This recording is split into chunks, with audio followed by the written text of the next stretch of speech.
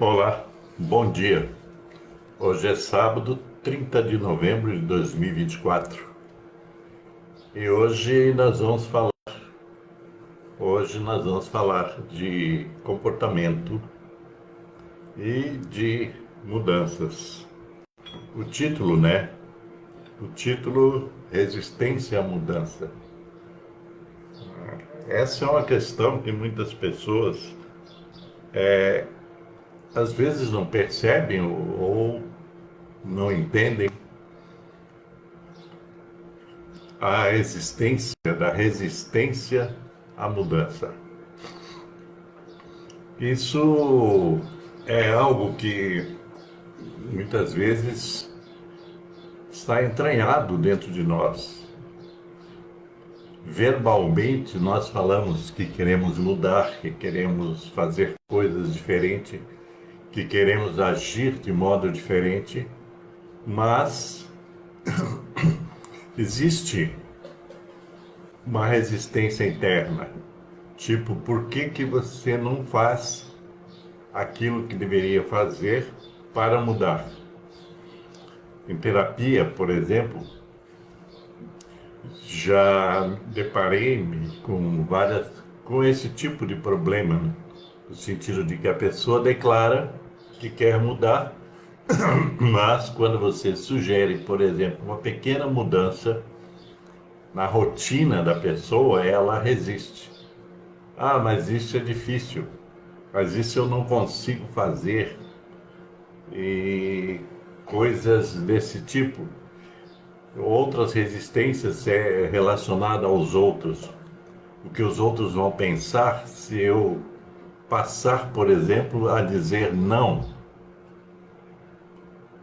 Então, a pessoa se preocupa com o efeito desse não em relação ao outro ou aos outros. Essas resistências, né, elas estão muito no ego. O ego é, na verdade, um ente, né?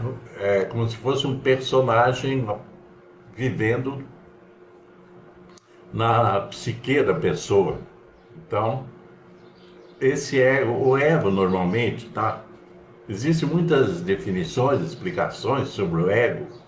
Essa que eu falei é a mais simples, no sentido de que o ego é um ente que ele é formado, na verdade, junto com a personalidade da pessoa. A pessoa vai acumulando coisas dentro dela, restrições, né, medos, dentro dela ela vai acumulando alguns bloqueios, até traumas, coisas assim. E esse ente, o ego, ele fica ali. O ego age muito no inconsciente da pessoa, no sentido de que ela, ou seja, ele está muito presente no inconsciente da pessoa. Tipo assim, você quer fazer alguma coisa, mas tem algo dentro de você que diz para não fazer, que coloca restrições. Então você não muda, você teme mudar. A maior parte das pessoas teme mudanças.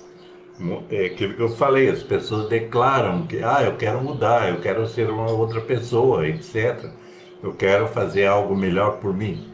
Mas dentro dela esse ego, ele bloqueia. Ele se apresenta, né, na negativa, tipo, para que você vai mudar? Né? O que você vai ganhar com isso? E existe muito essa coisa do perde e ganha dentro da gente. O que eu ganho com isso? A verdade é que se você está consciente ou ciente de que a mudança é para o seu próprio bem, então você tem que fazer a mudança. Né? Mas o ego diz lá dentro de você, o ego é um boicotador. Ele boicota, né, a sua proposta de mudança. E é uma questão assim de que a gente fala de autossabotagem. Você sabota você mesmo. Isso é o ego que faz. Porque o ego é onde mora o medo, onde mora a ignorância, tá? Também. Então é importante quando você se propõe a mudar, né, que você pare de ouvir o seu ego e ouça o seu eu interior. Aquela parcela de você que diz que é importante mudar, que é importante fazer coisas novas, que é importante ter coragem para enfrentar, né, os desafios, as diferenças e por aí vai.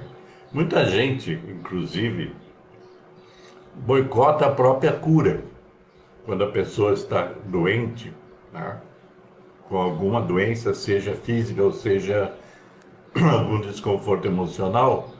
Muitas vezes a pessoa boicota a sua própria mudança, né? Tem gente, por exemplo, que vai ao médico, o médico, depois de feitos os exames, etc., dá o diagnóstico, o médico receita um tratamento.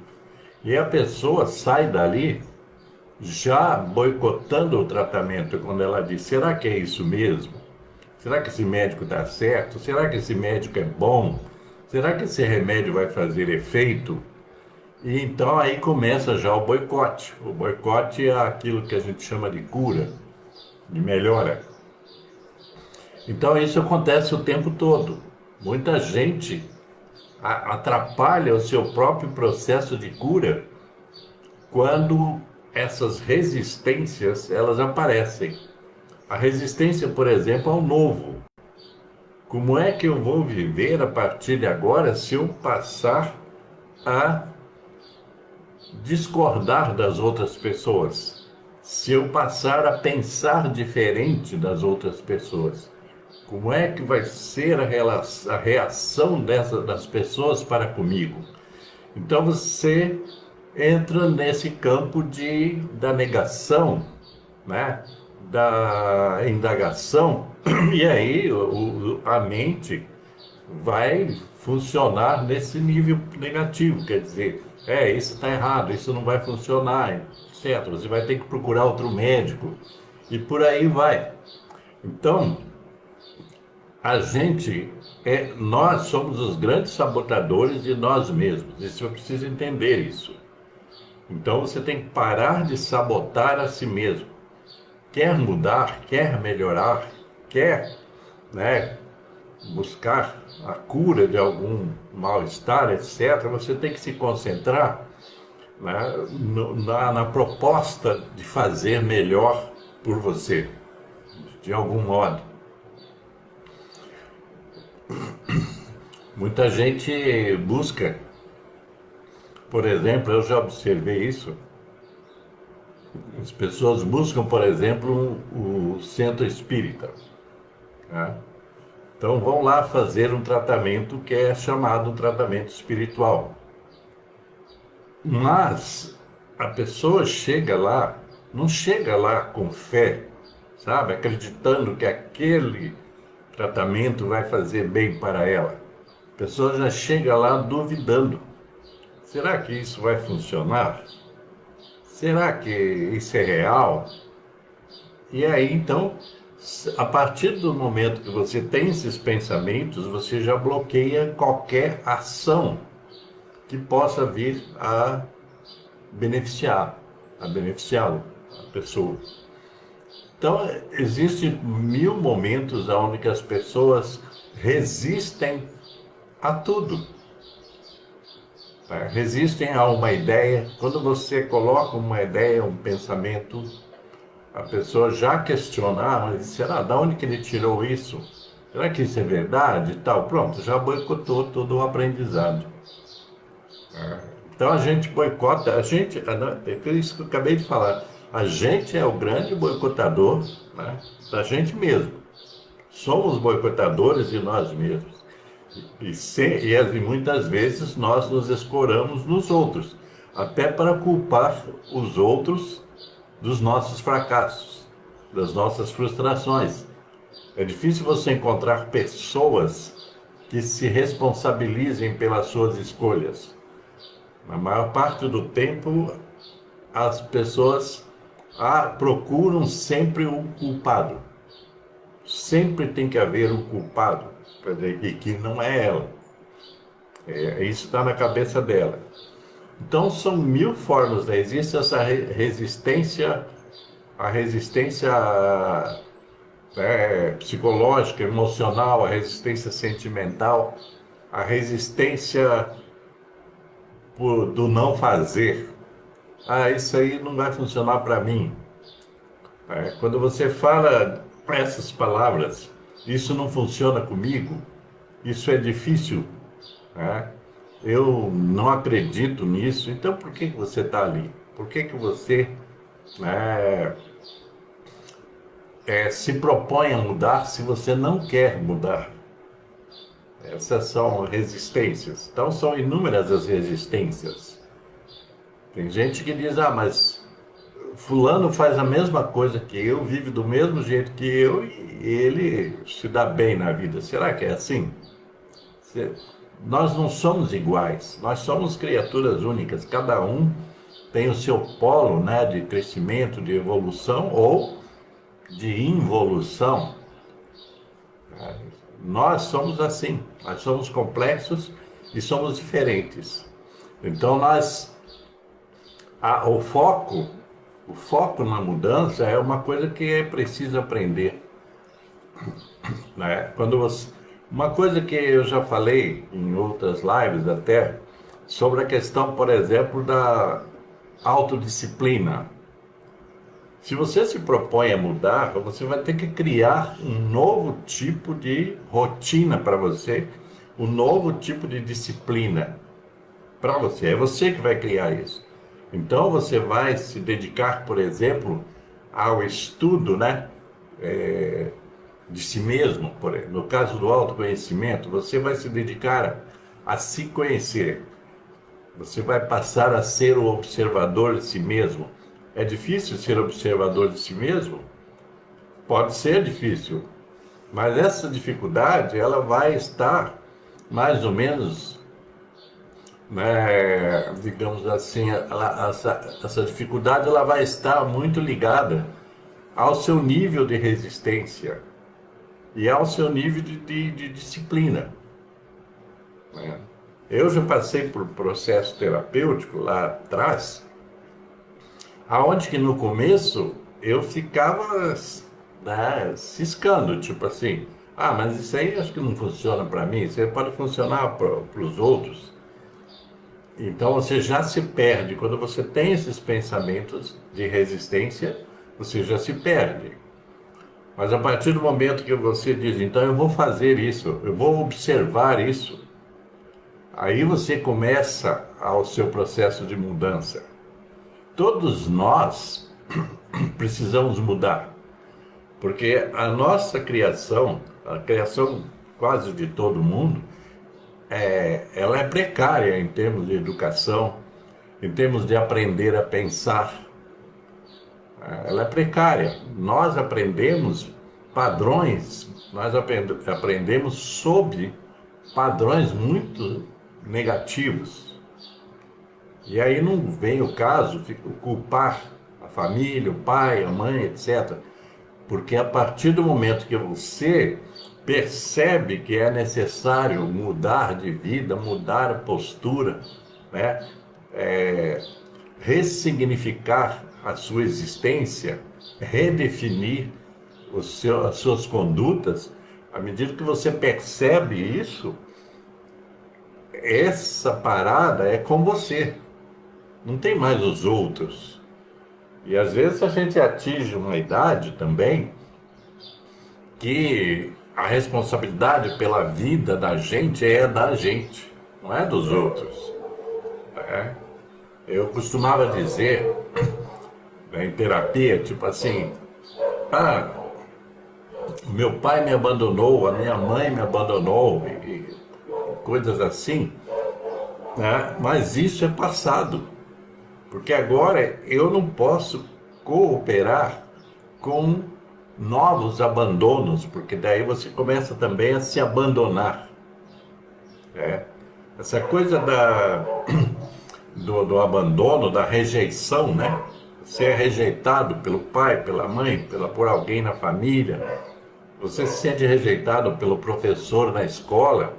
Você se sente rejeitado aonde você vai, no seu trabalho. Então, quando você tem esses sentimentos, por exemplo, de rejeição, você tem que tomar cuidado, porque muitas vezes, né, você passa também a ser um elemento de rejeição a si mesmo, porque é um padrão. De repente você começa a fazer coisas que vão resultar em rejeição ou rejeições. Né? A gente faz muito isso. É por isso que eu digo, é preciso observar a si mesmo para ver o que você está fazendo também. Não é só culpar os outros. E a gente repete modelos, padrões. Né? Muitas pessoas que sofreram alguns episódios, por exemplo, de rejeição, têm uma tendência a reproduzir a rejeição em outras etapas da vida. Quer dizer, colaboram para que a rejeição se renove, né, em sua vida. Isso é uma coisa assim um tanto quanto inconsciente, mas a gente faz, tá? A gente faz isso. Quando eu estou falando esse exemplo, eu estou falando porque eu vivenciei isso na minha vida, no sentido de reproduzir rejeições, tá? Porque a gente fica com aquele ente da rejeição dentro da gente e isso funciona quase que automaticamente. De repente você pode dizer assim, mas por que o fulano ou a fulana diz que gostam de mim? Será que gostam mesmo? Será que eles não estão sendo falsos? E aí, se eu duvido que alguém gosta de mim, né? Se eu duvido do elogio que o outro dá à minha pessoa, né? Eu, logicamente, vou acabar agindo de forma a que eu venha ser novamente rejeitado. Porque eu não acredito que alguém goste de mim, que alguém me admire. Se eu não acredito que alguém me admire, eu colaboro, porque eu vou fazer, em algum momento, eu vou fazer alguma ação que vai redundar em rejeição. Então é o tempo todo, eu penso, e escrevi isso até no meu livro, sobre essa questão de você se auto-observar para ver, né, aonde você colabora para que as coisas negativas aconteçam com você. Nós precisamos assumir aquilo que eu falei quase agora, assumir a responsabilidade pelos nossos atos, pelas nossas ações, para melhorá-las. Então, quando eu falo, né, você precisa redefinir as suas condutas, é porque você tem que saber, se você tem uma conduta A, que é negativa, você tem que redefinir essa conduta. Você tem que, né, mudar essa conduta. Porque a mudança, ela acontece em nós. Não dá para ficar esperando que a mudança aconteça nos outros. E que os outros, inclusive, vão observar as mudanças em você. Né? Você já deve ter observado. Às vezes você, por exemplo, corta o cabelo. Tá? Um exemplo bem banal. Você corta o cabelo. E você passa pelas pessoas ao seu lado, ao seu redor, e ninguém observa que você cortou o cabelo. Mas você cortou. Por quê? Porque você queria, porque não estava legal, porque você tinha que melhorar a sua aparência, o seu visual. E ninguém ao seu redor observou isso. E eles não têm que observar isso. Ninguém é obrigado a observar você.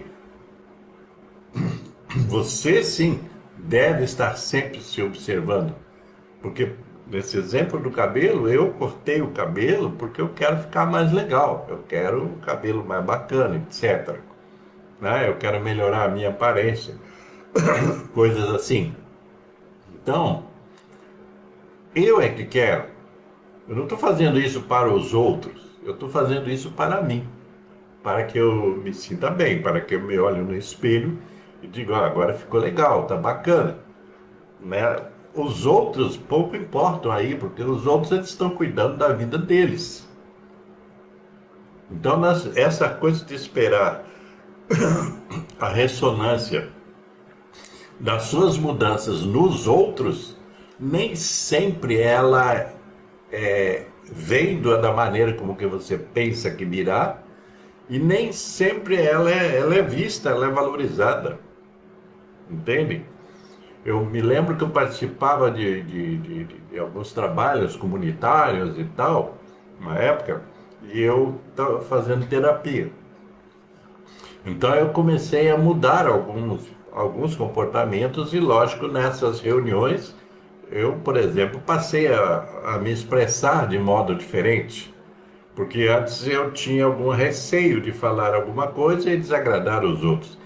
E de repente eu aprendi que eu tinha que ser eu mesmo. Eu tinha que ser autêntico. Então eu tinha que expressar as minhas ideias, meus pensamentos. Né? Estava numa reunião e aí eu falei alguma coisa. Teve um cara, alguém que disse assim: "Ah, mas agora o Willis, ele está mudando. Ele está com uma nova proposta de vida e tal." Mas isso falou isso ironicamente. E eu disse: "Sim, eu estou me propondo a mudar. Por isso que eu estou me comunicando de modo a colocar o meu ponto de vista, coisa que eu não fazia antes, agora eu faço." E pronto, né? A conversa acabou aí, todo mundo ficou olhando e tal, tipo assim, o que será que está acontecendo com ele? Parece que você tá doente, porque você está melhorando, você está mudando, você está ficando de bem com você, você está colocando para fora as suas ideias, seus pensamentos, suas opiniões. É assim que as pessoas reagem. Teve clientes meus que me contaram, me narraram, né? Que quando chegavam na família e começavam a ter uma nova postura, e posturas boas, tá? Alguém na família dizia assim: "Ó, o que está acontecendo com você? Por que você está falando isso? Por que você está falando aquilo?"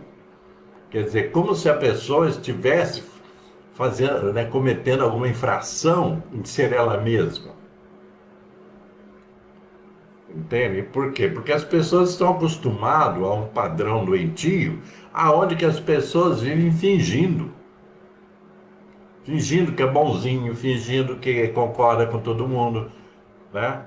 E aí, de repente, a pessoa resolve não fingir mais. A pessoa resolve ser autêntica. E aí, aqueles que estavam acostumados com aquele outro tipo de procedimento.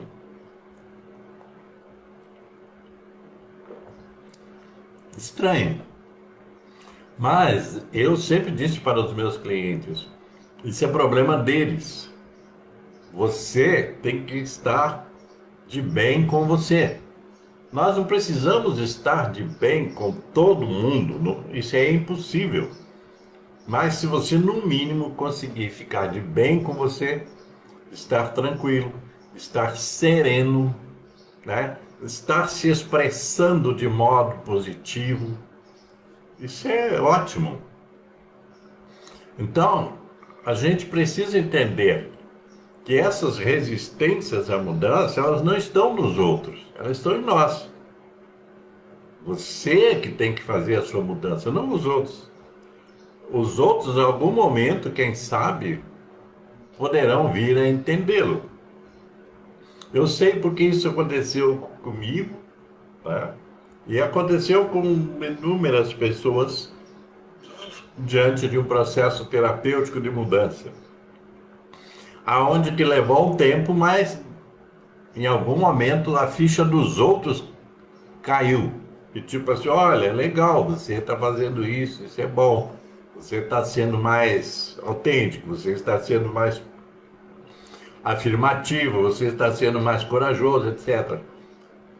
Mas o tempo dos outros é o tempo dos outros. E o tempo seu é o seu tempo, então você tem que fazer. As resistências, então, elas vêm de dentro de você na maior parte do tempo, tá? Mas elas virão do lado de fora também, você não dá para ignorar isso. Só que você tem que concentrar-se no seu processo de mudança. Se você quer ressignificar, quer redefinir, né, as suas condutas, o seu modo de viver, as suas convivências, se você quer fazer isso, ou isto, né, você faça.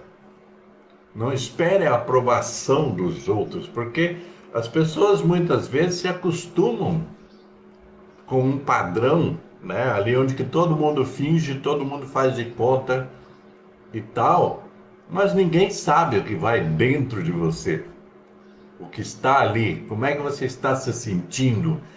Quase nem, você já observou, ninguém praticamente pergunta para você como é que você está se sentindo. As pessoas querem falar de como é que elas estão se sentindo. Mas elas não querem saber como é que você está se sentindo. Essa relação entre eu e os outros, ela é muito complicada nesse sentido, porque há um egoísmo aí. Então você tem que cuidar da sua parte. Não é você ser egoísta, não, tá? É você fazer aquilo que lhe compete para viver bem, para viver em equilíbrio, para estar tranquilo, sereno. Tá? Eu ouvi, por exemplo, de algumas pessoas, quando eu trabalhei, fiz um trabalho, né, voluntário com dependentes químicos, né?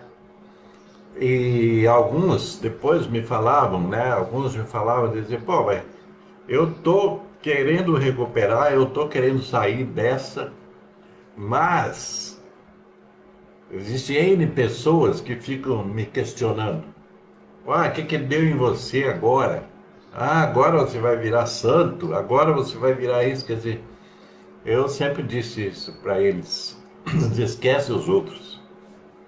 Porque às vezes, olha, o negócio é tão insano que muitas pessoas às vezes se beneficiam da doença do outro, do desequilíbrio do outro.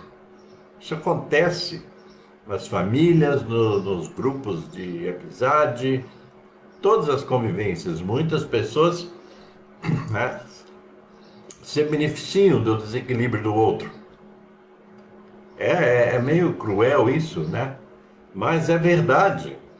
Porque esses outros que eu estou falando, eles têm problemas também. De repente, você é o alvo. Tipo assim, enquanto ele estiver desequilibrado e tal, ninguém presta atenção em mim.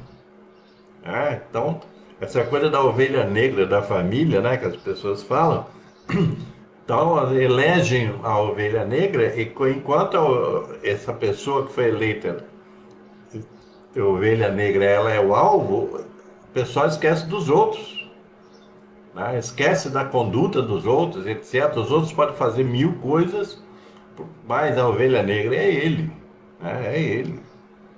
Eu não, eu sou o bonzinho, eu sou isso, eu sou aquilo. Então tem que prestar atenção em tudo isso, mas principalmente prestar atenção em si mesmo. Né? Porque se você quer alguma mudança na sua vida, saiba que você tem que ser, né? Você tem que enfrentar as resistências, e principalmente as resistências internas, não só as resistências externas, porque dentro de famílias existem pessoas que boicotam a mudança do outro. Eu já vi isso 1000 vezes, inclusive já passei por isso. Onde que eu era questionado, por exemplo, na época que eu voltei a estudar, né? Então as pessoas disseram, será que é verdade? Isso é malandragem dele. Ele não está nem aí. Ele é malandro, ele é isso, ele é aquilo. Eu ouvi muito isso, né? E muitas pessoas agindo para tirar você do equilíbrio, do meu, no caso, que eu estou falando, do meu equilíbrio. Muitas pessoas agindo. Teve gente, por exemplo, na parte da minha família biológica, né? Quando eu estava nesse processo de mudança e que eu voltei a estudar e tal, né? O segundo vestibular que eu fiz, teve gente da família que apostou que eu não passaria. Veja bem, apostou que eu não passaria.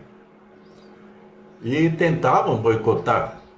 Ah, mas você não vai na festa não sei aonde, mas você não vai não sei aonde, porque precisa estudar tanto não, e tal, e tal. Essas coisas. Né? Então, a gente tem isso.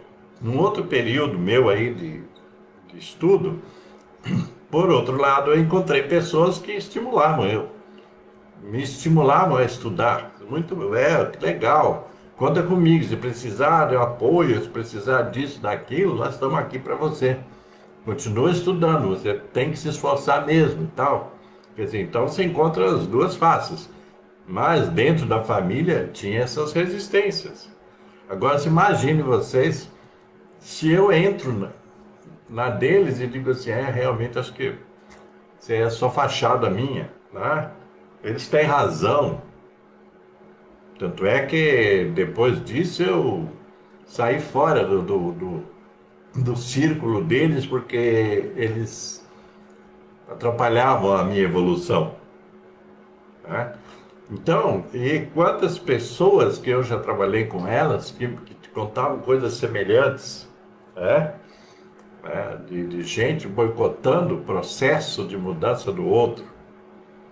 Então, as resistências existem, as resistências internas, que são suas, e podem existir resistências externas em todos os ambientes que você frequentar. Aí você é que tem que estar muito disciplinado, muito concentrado na mudança que você quer fazer. Você quer ressignificar a sua vida, você quer redefinir as suas condutas, você quer buscar, né, maior harmonia para a sua vida, etc. A primeira pessoa que você tem que contar com ela é você. Não esqueça disso. Ok, gente? Então, hoje é essa a minha mensagem, a minha reflexão. Até a próxima e paz e luz para todos vocês e cuidem-se bem por aí.